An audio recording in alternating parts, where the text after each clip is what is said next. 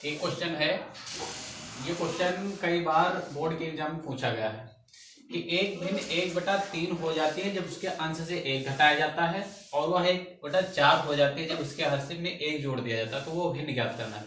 बहुत ही simple question है, ये 4 या 6 नंबर में पूछा जाता है, कई बार बोर्ड के एग्जाम में पूछा गया है, तो इसको क्वेश्चन को बताऊंगा।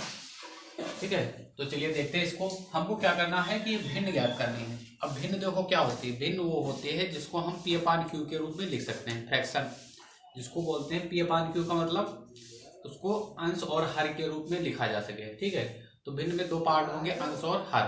तो मान लेते हैं क्या, माना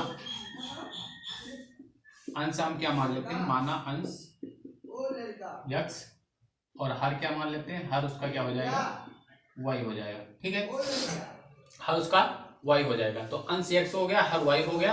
तो हमारी जो भिन्न बनेगी वो क्या बनेगी, हमारी जो भिन्न बनेगी वो बनेगी x/y। ठीक है, इतना कर लिया हमने।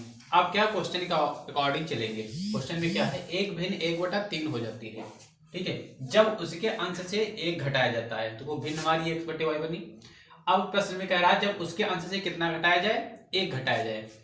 तो प्रश्नानुसार पहली कंडीशन में, फर्स्ट कंडीशन यानी पहली शर्त में क्या कह रहा है, पहली शर्त में कह रहा है कि उसके अंश से 1 घटाया जाए। तो भिन्न हमारी क्या है, x/y। इसके अंश से 1 घटाया जाए तो अंश में 1 घटा दो, तो कितनी हो जाती है भिन्न, 1/3। मतलब भिन्न का मान जो होगा वो 1/3 हो जाता है। तो बराबर क्या कर लेंगे, 1/3। ठीक है, ये यहाँ से हो गया। अब इसको थोड़ा सा सॉल्व करेंगे। क्या करेंगे, क्रॉस मल्टीप्लाई कराएंगे। तो 3 की मल्टीप्लाई इधर से, y की उधर से होगी, तो 3 की इससे होगी, तो 3 बाहर।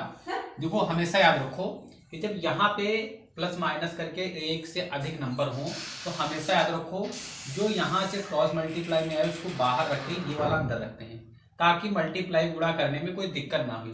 नहीं तो कुछ लोग क्या करते हैं, 3 से ही x की गुणा करा देते हैं, 1 से नहीं कराते, वहीं पे सवाल गलत हो जाता है, फिर आगे आंसर नहीं आता है। ठीक है, तो यहाँ पे इसको क्या करेंगे, ब्रैकेट में लिखेंगे। इसी तरह से इधर भी करेंगे। अगर मान लो यहाँ पे 2 नंबर हैं, ये यहाँ पे 2 नंबर हैं, प्लस माइनस करके कोई और अगर नंबर दिया होता तो भी वैसे ब्रैकेट में लिखते। लेकिन यहाँ पे क्या, अकेला नंबर यहाँ है, अकेला यहाँ है, तो y की 1 से मल्टीप्लाई होगी तो क्या हो जाएगा, y हो जाएगा। ठीक है, ये y हो गया। अब थोड़ा सा और आगे सॉल्व करेंगे तो क्या हो जाएगा, 3x - 3 मल्टीप्लाई से 3 से, तो 3x 3 कम 3 बराबर y। ठीक है, ये समीकरण को चाहे यहाँ पे इतना ही मान लेते हैं। ठीक, यहाँ पे इसको समीकरण क्या मान लेते हैं, इसको हम मान लेते हैं इक्वेशन नंबर 1, इसको समीकरण 1 मान लिया। ठीक, पहली कंडीशन होगी। चलिए सेकंड कंडीशन में देख लेते हैं, ये यहीं पे देख लेते हैं, इधर बाद में सॉल्व कर लेंगे। देखिए सेकंड कंडीशन में क्या कह रहा है क्वेश्चन हमारा। सेकंड कंडीशन, जब उसके हर में 1 जोड़ दिया जाता है तो भिन्न कितनी हो जाती है, यहाँ पे देखो, यहाँ पे क्वेश्चन हो गया था, और वह 1/4 हो जाती है जब उसके हर में 1 जोड़ दिया जाता है। तो हर में क्या, भिन्न हमारी क्या थी, x/y। उसके हर में कितना जोड़ दिया जाए, उसके हर में 1 जोड़ दिया जाए। तो हर में हमने 1 जोड़ दिया तो भिन्न कितनी हो गई, 1/4। कितना समझ गए। यहाँ अब यहाँ पे क्या करेंगे, क्रॉस मल्टीप्लाई करेंगे फिर से। तो 4 की x से होगी तो कितना हो जाएगा, 4x, और इधर y 1 से होगी तो 1 से चाहे जिसकी गुणा जितनी हो रहता उतना ही है, तो बराबर कितना हो जाएगा, y + 1। ठीक है, अब क्या करेंगे, इसको मान लेते हैं हम क्या, समीकरण 2। ठीक, समीकरण 1 और 2 देखते हैं। y बराबर कितना है, 3x - 3। तो समीकरण 1 से y का मान उठा के कहाँ रखते हैं, समीकरण 2 का रखते हैं, और समीकरण को क्या कर दें, सॉल्व कर दें, इक्वेशन को सॉल्व कर दें, ताकि जो है हमको x और y के मान निकालने हैं। तो चलिए देखते हैं क्या करेंगे। अब यहाँ पे लिखेंगे समीकरण 1 का मान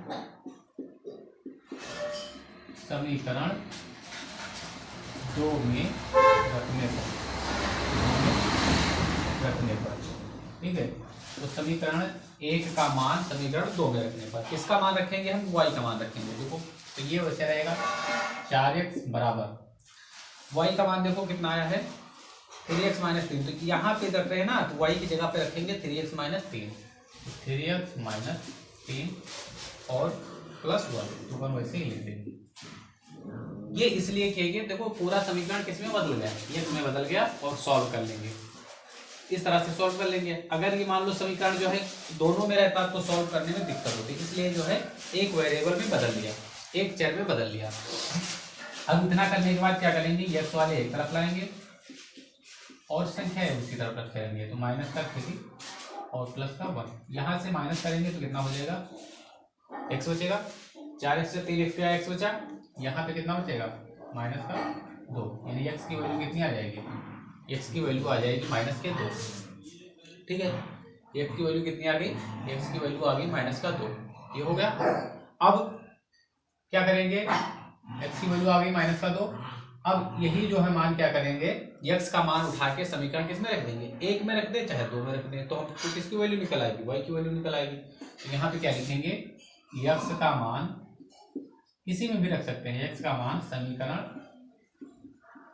1 में रखने पर, 1 में रखने पर, ठीक। तो x का मान इसमें रखेंगे, तो देखते हैं पहले इक्वेशन लिख लेते हैं, 3x - 3 बराबर y, तो 3 गुणे y का मान कितना है माइनस का 2 और माइनस का 3 पहले से था बराबर y, यहाँ से सॉल्व करेंगे तो माइनस का 6 और ये कितना हो जाएगा माइनस का 3 बराबर y, माइनस का 6 माइनस का 3 कितना हो जाएगा माइनस का 9, तो y की वैल्यू कितनी आ जाएगी माइनस का 9।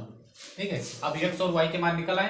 देखो हमने भिन्न क्या मानी थी, हमने भिन्न मानी थी x बटे वाई, तो यहाँ पे x का मान रखेंगे, y का मान रखेंगे, भिन्न हमारी पता चल जाएगी। अगर तो आप भिन्न ज्ञात कीजिए तो भिन्न हमारी क्या थी, x बटे वाई थी, तो यहाँ पे मान रखेंगे तो भिन्न हमारी क्या हो जाएगी, भिन्न हमारी हो जाएगी x बटे वाई, यानी x का मान कितना है माइनस का 2 और y का मान कितना है माइनस का 9, माइनस से माइनस कट गया तो हमारी भिन्न कितनी आ गई 2 बटे 9।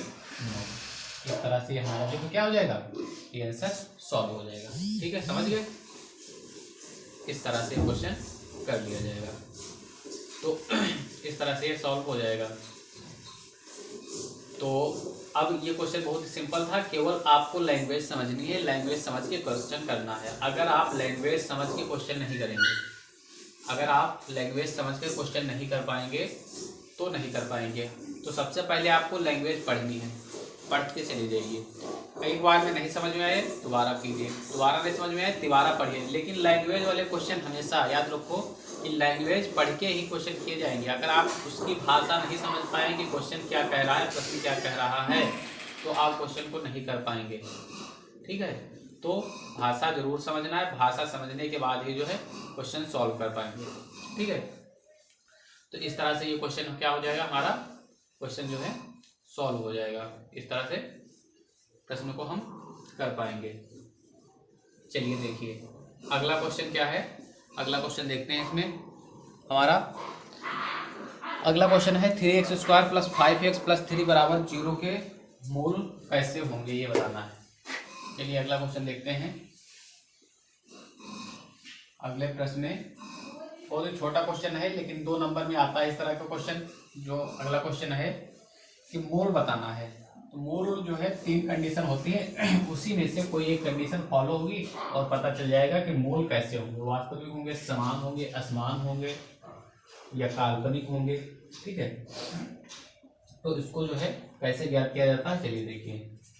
अगला क्वेश्चन हमारा है कि 3x² + 5x + 3, 3x² + 5x + 3 = 0 के मूल बताइए, के मूल बताइए। अब इसके मूल ज्ञात कैसे किए जाएंगे, तो इसके मूल ज्ञात करने का तरीका क्या होता है, अब मूल बताना है। ठीक है, तो मूल ज्ञात करने का तरीका देखो क्या होता है। एक तरीका, सबसे पहले हम इसकी तुलना करते हैं, ax² + bx + c = 0। ये कैसा समीकरण है, इसकी अधिकतम घात 2 है तो ये द्विघात समीकरण है, अधिकतम घात 3 होती त्रिघात समीकरण होता, अगर कोई भी घात नहीं होती तो रैखिक समीकरण होता। ठीक है, तो घातों के आधार पे जो है समीकरण डिफरेंशियल होता है। तो यहाँ पे इसकी तुलना हम इससे करेंगे। देखो x² इसमें, x² इसमें, तो a की वैल्यू कितनी है, b की वैल्यू b = 5 और c की वैल्यू c = 3। अब मूल बताने हैं, तो मूल बताने के लिए हम क्या निकालते हैं, इसका विविधकर। विविधकर मतलब डिस्क्रीमेंट, डिस्क्रीमेंट मतलब d, डी निकालते हैं डी। तो डी बराबर होता क्या है, बी स्क्वायर माइनस 4ac। ये फार्मूला होता है विविधता निकालने का। अब डी बराबर बी स्क्वायर माइनस 4ac होता है, तो अब देखो ये क्या कंडीशन होती है कि मोल कैसे होंगे। अगर बी स्क्वायर माइनस 4ac का मान जो है बड़ा आ रहा है 0 से, तो मोल कैसे होंगे, मोल जो है वास्तविक होंगे। 0 से बड़ा आ रहा है तो मोल जो है वास्तविक होंगे। ठीक, अगर बी स्क्वायर माइनस 4ac का मान क्या रहा है, बी स्क्वायर माइनस 4ac का मान जो है छोटा आ रहा है 0 से, तो कैसे होंगे, मोल काल्पनिक होंगे। और यहाँ पे मोल वास्तविक होंगे और असमान होंगे। अगर ये इसमें असमान होंगे और काल्पनिक होंगे। अगर बी स्क्वायर माइनस 4ac बराबर 0 आ रहा है, मतलब इसका मान निकालें तो क्या आ जाए, 0 के बराबर आ जाए, तो मोल क्या से होंगे, वास्तविक होंगे। लेकिन मोल जैसे कैसे होंगे, मोल जो है बराबर होंगे। ठीक है, तो ये 3 कंडीशन हो सकती हैं कि मोल कैसे होंगे। तो 3 कंडीशन बताने हैं। तो बी स्क्वायर माइनस 4ac का मान 0 से बड़ा होगा तो मोल जो है वास्तविक होंगे और असमान होंगे।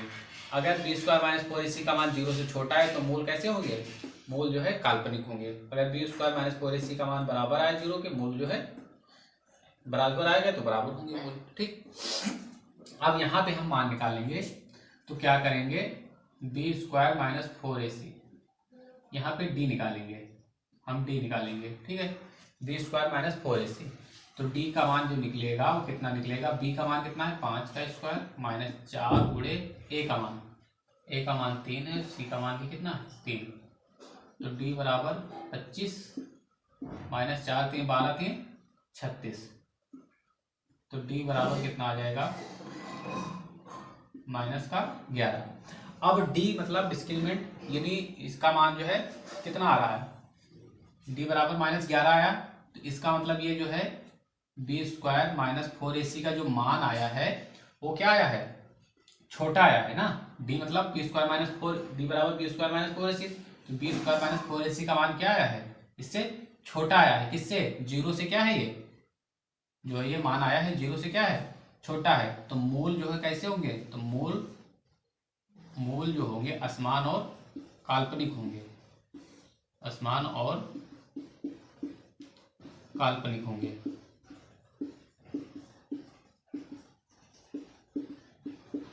ठीक, तो इस तरह से जो है सॉल्व कर दिया जाएगा। मोल असमान और काल्पनिक होंगे। क्यों, क्योंकि बताए थे कि अगर बी स्क्वायर माइनस 4ac को माइनस का आया है, माइनस में हमेशा मान जो है इसका जो मान निकलेगा वो माइनस में निकला, तो माइनस में जो है मोल जो है असमान होंगे। ठीक, तो बी स्क्वायर माइनस 4ac का मान जो है 0 से क्या है,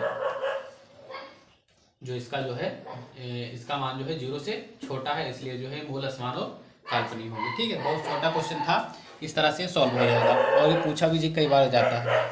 ठीक, तो इस तरह से क्वेश्चन हो जाएगा हमारा। चलिए अगला क्वेश्चन देखते हैं।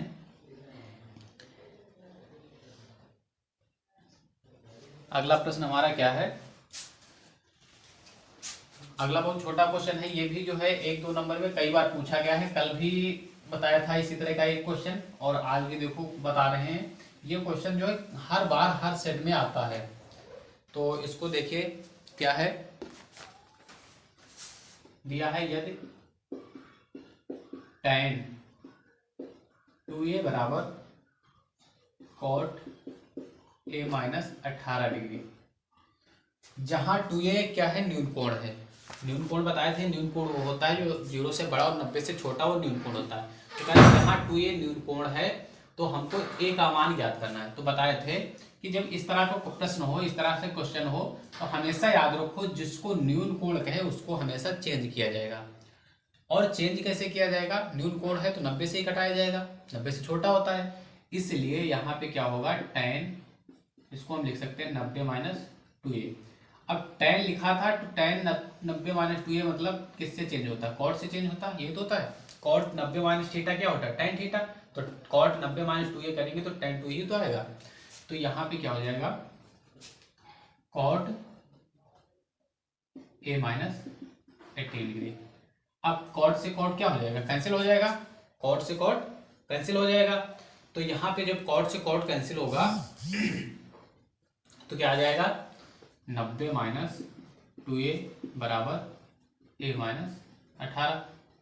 आप क्या करते थे, बताए थे कि ए वाले एक तरफ रखो और संख्याएं एक तरफ रखो, तो 90 प्लस 18, ये माइनस का है तो उधर जाएगा प्लस का, और प्लस का ए, तो कितना हो जाएगा 108 बराबर, यहाँ पे होगा 90 18 108 हो जाएगा बराबर 3a। तो यहाँ पे सॉल्व करेंगे तो कितना हो जाएगा, ए की वैल्यू निकालनी तो गुणे में है, तो इधर काहे में आ जाएगा, अपॉन में आ जाएगा। 3 त्रिक का 9, 1 बचा 18 होगा, 18, तो ए बराबर हमारा कितना 36 डिग्री आ जाएगा। ठीक है, तो इस तरह से हमारा जो है ए निकल आएगा। ठीक, तो ए की वैल्यू ये आ जाएगी, समझ गए। चलिए अगला देखते हैं। अगला बहुत छोटा सा क्वेश्चन है, उसको देखते हैं।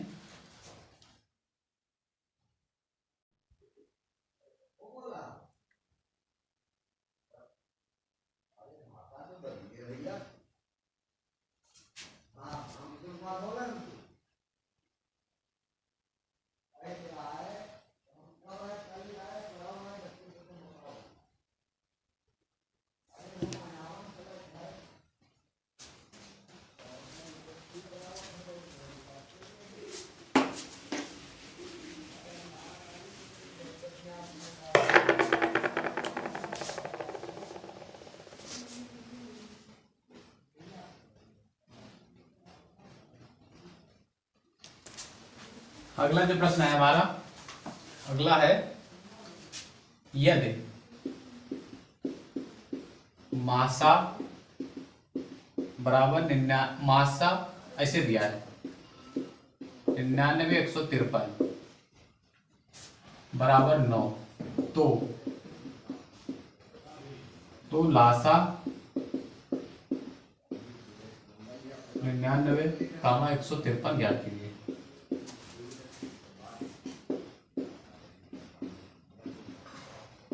ठीक है, ये क्वेश्चन है, बहुत ही छोटा क्वेश्चन है। मासा दिया है, मासा हमको कितना दिया है, मासा हमको दिया है 9, मतलब दोनों संख्याओं का मासा दिया है, ये दो संख्याएं हैं और इन्हीं दो संख्याओं का क्या ज्ञात करना है, लासा ज्ञात करना है। ठीक, मासा बराबर 9 दिया है। पहली संख्या देखो क्या है, तो हमारी जो पहली संख्या है वो कितनी है 99 है। दूसरी संख्या कितनी है, दूसरी संख्या हमारी कितनी है 153 है, और हमको ज्ञात क्या करना है, लासा। तो अगर आपको सूत्र पता होगा तो बहुत ही छोटा सवाल है, केवल कैलकुलेशन है इसमें और कुछ नहीं है। सूत्र क्या होता है, मासा गुणे लासा बराबर पहली संख्या गुणे दूसरी संख्या, ये होता है क्वेश्चन, ये होता है सूत्र इसका। अब मासा हमको कितना दिया है 9, लासा हमको निकालना है, तो जो निकालना है उसको वैसे लिख दो, पहली संख्या 99 और दूसरी संख्या 153। अब लासा निकालना है, इसके साथ में गुणे में है तो क्या होगा, उधर जाएगा बटे में, तो लासा बराबर 99 गुणे 153 और बटे 9, 9 से काट दो, 9 कम 9, 9 कम 9, तो लासा कितना आ जाएगा हमारा, तो हमारा लासा जो आएगा 11 से इसकी गुणा कर दो 153 की, तो 11 3 33, 11 5 55, 55 और उधर कितना हासिल 3 58, 11 1 11 5 16, तो लासा हमारा कितना आ जाएगा 1683 आ जाएगा। बस इस तरह से हो जाएगा, बहुत छोटा सा क्वेश्चन है। अगर लासा और मासा और पहली संख्या दूसरी संख्या दी हुई हो, जिनमें से दो कोई दी हो, एक निकालनी होगी तो आराम से निकाल सकते हो। ठीक है, अब अगला सा क्वेश्चन, छोटा सा क्वेश्चन एक और बचा है, उसको बताएंगे। बहुत छोटा सा क्वेश्चन है, अब ये चेंजिंग वाला बता चुके हैं, अब उसी टाइप का एक क्वेश्चन है। ठीक है, चलिए देखते हैं, उसको भी सॉल्व कर लेते हैं। फिर जितने क्वेश्चन ये थे टेस्ट के लिए वो सारे क्वेश्चन सॉल्व हो जाएंगे, और इस तरह से क्वेश्चन जो है पढ़ते रहिए। बोर्ड एग्जाम बहुत नज़दीक आ चुके हैं, तो जितना ही पढ़ते रहेंगे उतना ही आपके लिए अच्छा रहेगा। क्वेश्चन यह है tan 46 प्लस ए, यदि tan 46 प्लस ए तो नहीं बराबर दिया है, equal to tan 46 plus a equal to cot 30 degree, 30 degree, तो ए का मान ज्ञात करो, तो कोण ए का मान ज्ञात करो। जब इस तरह से दिया हो तो कैसे करते हैं, देखिए tan 46 प्लस a ऐसे दिया था।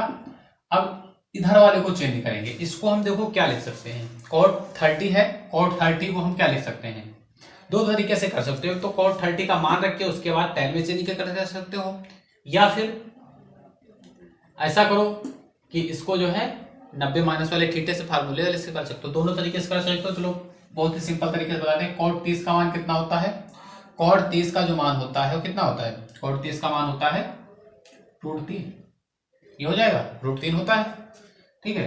tan 46 plus a।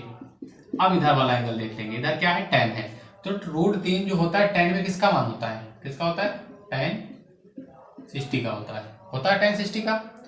तो tan से tan क्या होगा, कैंसिल हो जाएगा। हमेशा याद रखो जो इधर है उसी में चेंज हो जाएगा, tan से tan कैंसिल हो जाएगा, तो क्या हो जाएगा 46 प्लस a इक्वल टू 60। हमको a का मान निकालना, तो a इक्वल टू कितना हो जाए 60 माइनस 46, तो a इक्वल टू हो जाएगा 46 उधर चला गया तो कितना बचेगा यहाँ पे 14।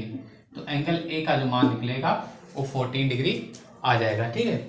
इस तरह से सारे क्वेश्चन हो गए, जितने भी पार्ट इसमें दिए हुए थे वो सारे क्वेश्चन आपके सॉल्व हो गए।